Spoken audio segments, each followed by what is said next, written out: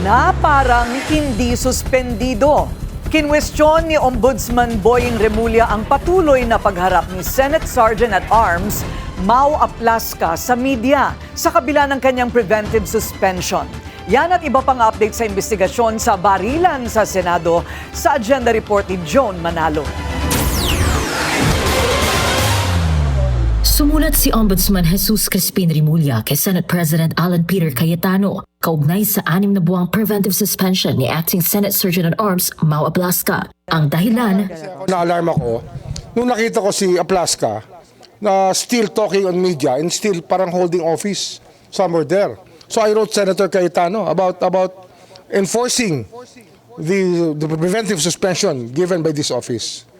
And we have not yet received a reply from the Senate President, but we expect one.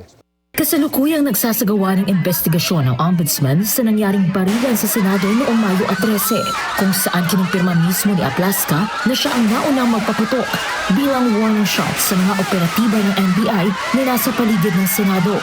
Bilang bahagi ng investigasyon ay pinatawan ng Ombudsman ng preventive suspension si Aplasca, kaya nais linawin ni Remulla kung talaga bang naipapatupad ito.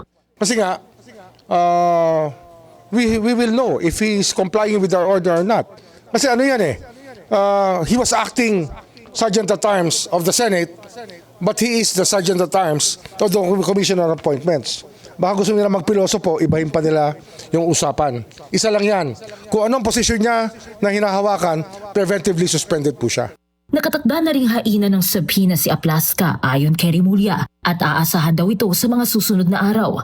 Naimbitahan na rin sa tanggapan ng Ombudsman ang ilang mga miyembro ng media na nasa Senado noong naganap ang putukan.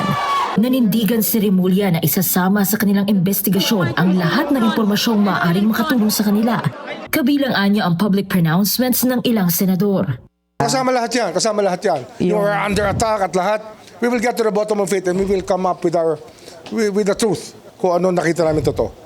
Nauna na rin sinabi ni Remulla na ipapasabina nila ang lahat ng lumabas-pasok sa Senate premises noong araw ng putukan, maging ang iba't ibang law enforcement agencies tulad ng PNP, NBI at DALG na pinamumunuan ng kanyang kapatid. Para sa Agenda, Joan Manalo, Billionaire News Channel. Manatiling nakatutok sa Billionaire News Channel. Sumubaybay sa aming social media accounts at mag-subscribe sa aming YouTube channel para sa mga bago at eksklusibong balita.